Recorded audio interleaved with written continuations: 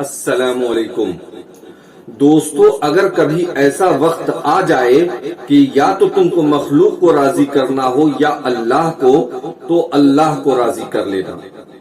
اگر تم نے مخلوق کو راضی کیا تو شروع میں تو مخلوق تمہاری ہو جائے گی، لیکن چونکہ ان کے قلوب اللہ تعالیٰ کے ہاتھ میں ہے، اللہ تعالیٰ ان کے دلوں میں ایسی نفرت ڈال دیں گے کہ وہ تم سے پہلے سے زیادہ نفرت کریں گے۔